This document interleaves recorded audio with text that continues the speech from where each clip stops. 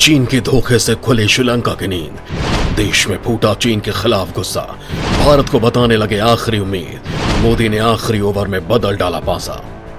अक्ल बादाम खाने से नहीं आती, ठोकर खाने से आती है। बिल्कुल ठीक पकड़े हैं, ये बात श्रीलंका पर सीधे सीधे चिपका सकते हैं। वही श्रीलंका और वही श्रीलंका की सरकार जिसकी मदद के लिए भारत हरदम तैयार रहा।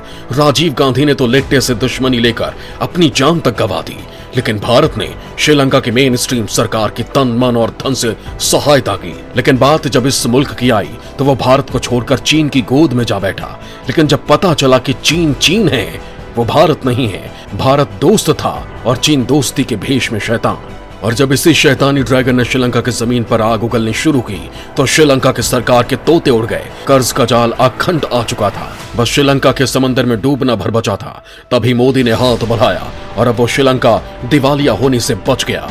और अब सालों से चीन की गोदी में खेलने वाले श्रीलंका की अक्ल पर लगा ताला खुलने लगा है।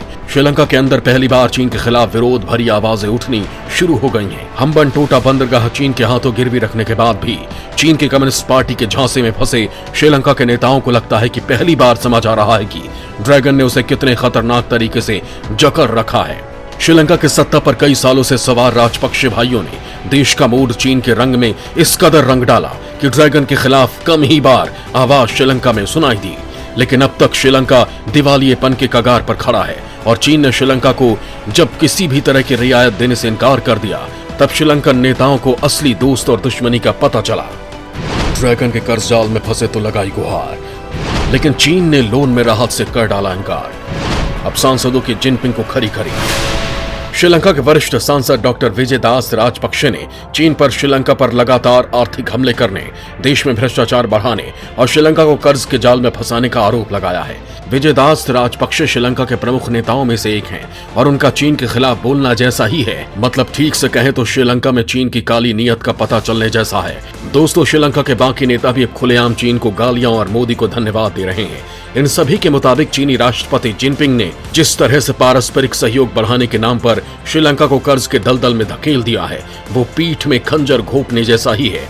अगर भारत श्रीलंका को आखिरी वक्त में नहीं बचाता तो श्रीलंका दिवालिया हो चुका होता। डॉक्टर विजयदास राजपक्षे ने कहा कि अब श्रीलंका में होने वाला अगला चुनाव, चाहे वो प्रधानमंत्री का चुनाव हो या फिर राष्ट्रपति का, उसे जनमत संग्रह से जोड़ देना चाहिए ताकि श्रीलंका की जनता सही फैसला कर सके। राजपक्षे ने यह भी कहा कि चीन ने कोलंबो में जमीन लेने के लिए श्रीलंका की निजी कंपनी सेलेंडीवा के साथ जिन भी शर्तों पर करार किया है, उसे बिना किसी मुआवजे के फौरन रद्द किया जाए। इसी कंपनी ने चीन को कोलंबो में जमीन दी है। राजपक्षे ने चीन की श्रीलंका को लेकर नीयत पर भी सवाल उठाए हैं और कहा है कि श्रीलंका को लेकर चीन की नीयत साफ नहीं है और चीन की श्रीलंका के साथ दोस्ती भी वास्तविक और स्पष्ट नहीं है। विश्व शक्ति बनने के लिए चीन श्रीलंका के निर्दोष लोगों की जान की कीमत लगा रहा है। आपको बता दें कि चीन के खिलाफ लगातार आलोचनात्मक रवैया अपनाने की वजह से डॉक्टर विजयदास राजपक्षे को राजपक्षे मंत्रिमंडल से इस्तीफा देना पड़ा था, क्योंकि श्रीलंका के राष्ट्रपति गोटबाया राजपक्षे और प्रधानमंत्री महिंद्रा राजपक्षे बहुत बड़े श्रीलंका समर्थक रहे हैं और उनके कार्यकाल में ही श्रीलंका ने चीन को हम्बनटोटा पोर्ट भी गिरवी पर दिया था। पिछले साल भी डॉक्टर विजयदास राजपक्षे ने चीन द्वारा कोलंबो में बनाई जा रही पोर्ट सिटी को लेकर पेश किए गए आर्थिक आयोग विधेयक को लेकर कड़ी आपत्ति जताई थी और श्रीलंका के राष्ट्रपति गोटबाया राजपक्षे, महिंद्रा राजपक्षे और उनके भाई और वर्तमान में देश के वित्त मंत्री बेसिल राजपक्षे पर तीखा हमला बोला था। फिलहाल श्रीलंका में कोरोना ने पर्यटन क्षेत्र को तबाह कर दिया है और विदेशी रोजगार को भी प्रभावित किया है, जिससे विदेशी मुद्रा भंडार गिर रहा है। देश का विदेशी कर्ज बढ़कर 45 अरब डॉलर से ज्यादा हो गया है और अकेले चीन पर इसका करीब 8 अरब डॉलर का कर्ज है। डूबते श्रीलंका को सिर्फ भारत का सहारा।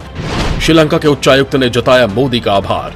दोस्तों, श्रीलंका ने इस महीने की शुरुआत में श्रीलंका के राष्ट्र राजपक्षे ने चीन से कर्ज स्ट्रक्चर में रियायत देने की अपील की थी, लेकिन चीन ने उनके अनुरोध को सिरे से खारिज कर दिया था। चीन से करीब 8 अरब डॉलर का कर्ज ले चुके श्रीलंका के पास अब विदेशी मुद्रा भंडार पूरी तरह से खत्म हो चुका है और श्रीलंका में भारी खाद्य संकट पैदा हो चुका है, जिसके बाद अब श्रीलंका को दिवालिया होने से बचाने के लिए भारत मदद कर रहा है, जिसको लेकर भारत में श्रीलंका के हाई कमीशन मिलिंडा मोरोगोडा ने भारत का आभार जताया है और कहा है कि भारत की मदद करने से दोनों देशों के बीच विश्वास बहाली में मदद मिलेगी। आपको बता दें कि भारत ने श्रीलंका को 50 करोड़ डॉलर की मदद दी है, जिससे श्रीलंका पेट्रोलियम पदार्थ खरीद पाया और देश अंधेरे में डूबने से बच पाया। श्रीलंका के हाई कमीशन ने कहा कि एनर्जी सेक्टर में श्रीलंका का हमेशा भारत के साथ सहयोग रहा है और एक बार फिर जैसे ही हम बिजली सेक्टर्स पर काम करना शुरू कर देंगे, बाकी चिंताओं के लिए भी कोई जगह नहीं रह जाएगी। इसके साथ ही श्रीलंकाई हाई कमीशन ने भारत को श्रीलंका की अर्थव्यवस्था के लिए चाबी बताया। साथ ही कहा कि भारत हमें इस स्थिति से निकालने में मदद कर रहा है और दोनों देश लगातार जरूरी क्षेत्रों में सहयोग बढ़ा सकते हैं। पर्यटन क्षेत्र श्रीलंका की जीडीपी का बड़ा हिस्सा रहा है और श्रीलंका पर्यटन उद्योग के लिए भारत सबसे बड़ा बाजार रहा है। दोस्तों, भारत को हमेशा से श्रीलंका में चल रही चीनी परियोजनाओं को लेकर चिंता रही है।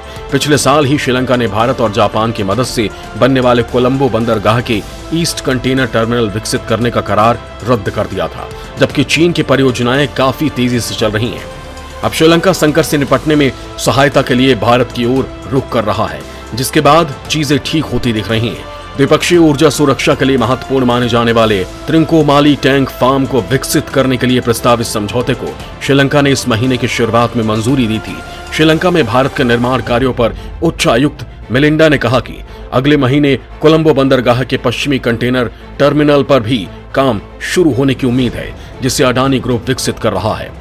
श्रीलंका के वित्त मंत्री बेसिल राजपक्षे ने हाल ही में विदेश मंत्री को आश्वासन दिया था कि कोलंबो कई क्षेत्रों में भारतीय निवेश के लिए अनुकूल परिस्थितियों का निर्माण करने के लिए काम करेगा। हालांकि दोस्तों, कोलंबो पोर्ट सिटी, जिसे एक इकोनॉमिक गेम चेंजर माना जा रहा है, वो श्रीलंका की राजधानी के समुद्र किनारे बसा एक भव्य महानगर होने वाला है। कोलंबो के बगल में समुद्री रेत पर बसाए गए विशालकाय शहर को एक हाईटेक सिटी के रूप में विकसित किया जा रहा है। साल 2014 में शी जिनपिंग ने स्पोर्ट सिटी परियोजना का अनावरण किया था। साल 2009 में तमिल अलगाववादियों के साथ लंबे युद्ध की समाप्ति के बाद श्रीलंका ने आर्थिक मदद के लिए चीन का रुख किया था, लेकिन अब इसी चीनी मदद के कारण बर्बाद भी हो चुका है और भारत उसकी मदद कर रहा है। लेकिन श्रीलंका में बढ़ता चीनी दखल भारत के लिए एक चिंताजनक बात हमेशा से रही है।